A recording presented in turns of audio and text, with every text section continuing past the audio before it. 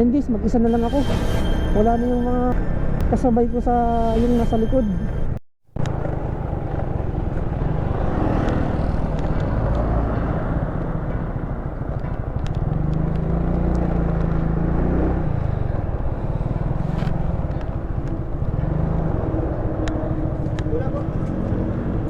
$100 lang sir, leaded. Wala ko maledi. Ano na, premium lang? Ah, sige lang po, okay lang. 100. 100 lang. May laman pa to para sigurado. Baka maubusan ako ng gasolina sa bundok. Yung aming gasolina. Ah, safe naman siguro dyan kuya, no? Sa may papuntang ano, no? Windmill, no? Highway dyan. Saan ba sabi ito, boss? Pauwi na ako ng Cainta eh. Madilim na. Madilim lang talaga, no? Yung sa may Balete ba yan? Kapag ano, Diretso lang. huwag na kayo tumigil. Oo nga eh. Lahat ito. Huwag sana may angkas, no? Joke lang. Thank you ah. Di bali ng may multo, wag na. Masamang tao. Oo, okay. Thank you ah.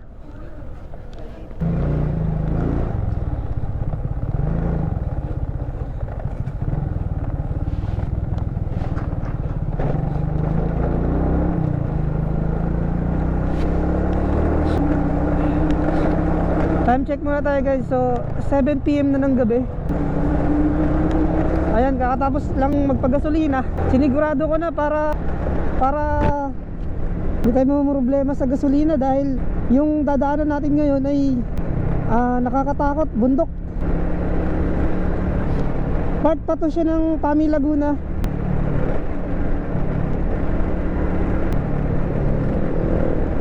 Ahon tayo dun sa bundok ng Kabitak, papunta na ano bang highway yan? Bugarin. Ayan, madadaanan natin mamaya yung papunta ng basta yung way papunta ng Antipolo. So good luck. Medyo kinakabahan ako pero ayan, no choice. Dasal lang, tsaka tiwala sa sarili na sana makawin tayo na safe.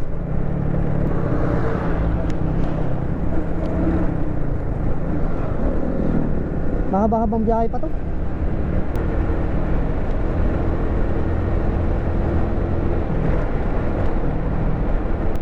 Ayan, Pami, Laguna to. Itong lugar na to.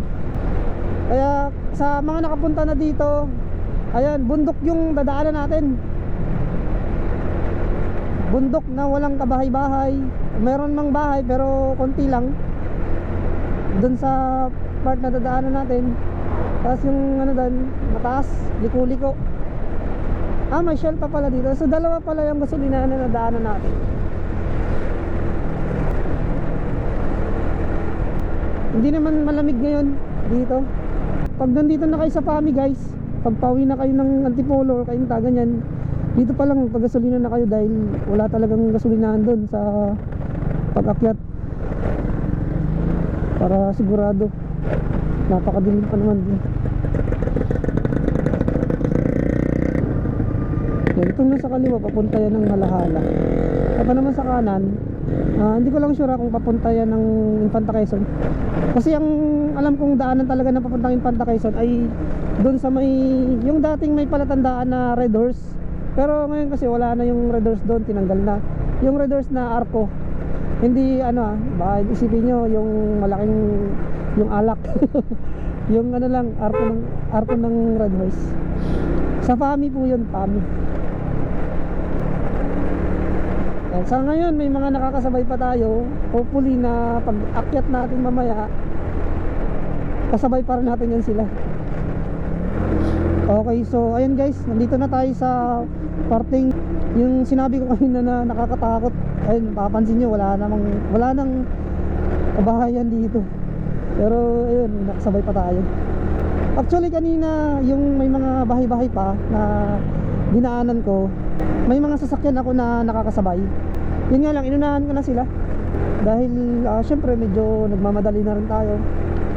So ang mahirap dito guys is yung emergency, di ba? Yung bukod sa nakakatakot dito, yung magkaroon ng problema na huwag naman sana. Ayun, napakadilim. Dito may bahay pa pala dito. Mamaya talaga yung mga dadaanan natin walang bahay. Siguro mga ano yun, ilang minutes tayong babiyahe mamaya ng yung lugar talaga ay walang mga kabahayan. Kaya if ever na makadaan kayo dito ay dire-diretso lang, huwag kayong titigil dahil lalo pagka solo rides lang kayo. Kagaya ko to, solo lang ako. Ginabi na kasi kami. Kaya hindi na rin ako muna nakitulog dun sa Paite kina tita dahil parang mas gusto ko na munang umuwi. At saka marami pa kasi akong gagawin sa bahay. Ayan, so far as of now, ayun, may nakakasabay tayo at saka may mga nakakasalubong.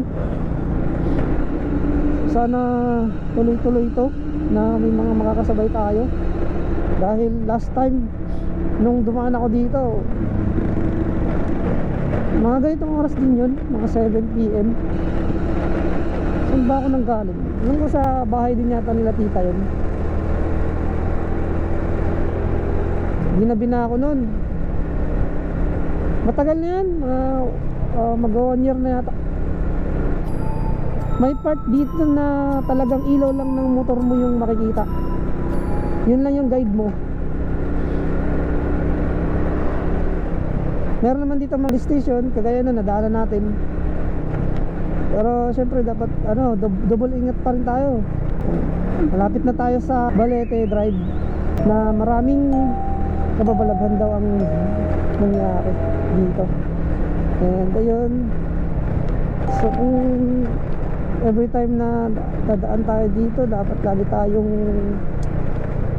isipin yung safety. May mga tindahan pa rito, mga pasalubong. Ayun, ito na naman yung part na ayun, sobrang dilim. Tapos yung gitna niya wala pang masyadong putol. Kanina, di ba yung dinaanan natin, ayun, walang guide. Wala siyang puti sa yung partition ng magkakasalubong. Ayun, tsaka lumalamig na rin. Pero ito may nakasalubong tayo. Yan, ito yung kurbada na nasa Balete. Yan, busina tayo. Hindi lang, sabi nga pag-respect daw sa puno na kung may nakatira man, yung sabi nga nila. Yan, yun kung mapapansin nyo guys, nakakatakot talaga. Kaya ilan yung nakasalubong natin? 2. Tapos yung nasa likod natin kanina wala na, naiwanan na natin. Ayun, buti may mga tindahan na dito, may mga stopover na dyan. Ayan, may mga madadaanan pa tayo dito na sobrang napakabilib. Ayan, ito na nga yun. At saka nilalamig na rin ako. Kurbada lang din talaga dito. Kaya dapat tuloy-tuloy lang, tsaka dapat matalas yung paningin mo dito. Focus lang lagi sa pagdadrive. Ayun, liko-liko.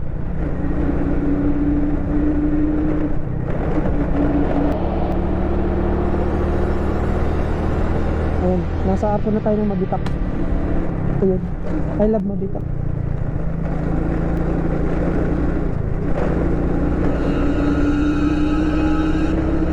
Ayun, sobrang dilim talaga.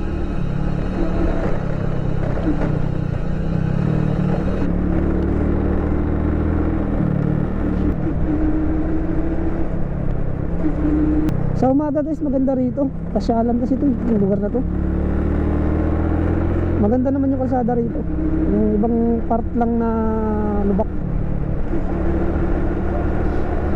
So down to windmill na tayo ngayon. Bugarin. Tingin ko pag nakarating na tayo dun sa parting Bugarin ay mas safe na siguro doon. Medyo ano ba, yung hindi na siya totaling nakakatakot. Di kagaya dito na ayun oh.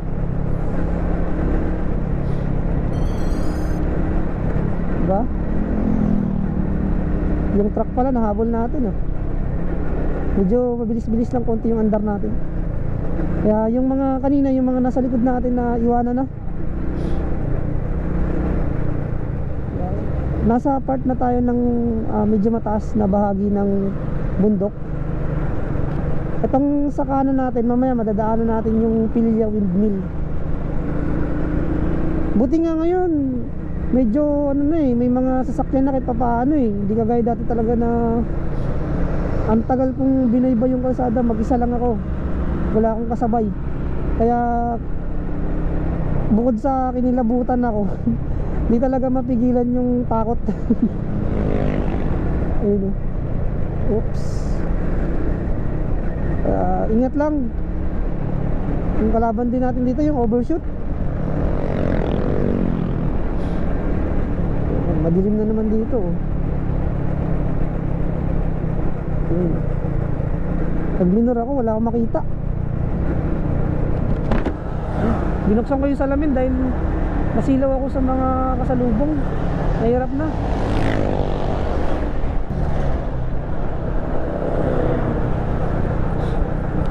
Kaya sabi nga nila, matakot ka na sa buhay, wag lang sa patay. Eh sa patay naman yung multo, kung may nagpakita, papatayin ka naman sa nervyos. Magbuhay naman, papatayin ka naman sa alam na. Ayan, nandito sa may bandang kanan yung windmill. Yan. So yun lang guys. At ayun, at least nabigyan ko kayo ng idea dito sa lugar na to. Medyo maambo na. So hanggang dito na lang. Ride safe po sa ating lahat. Bye bye.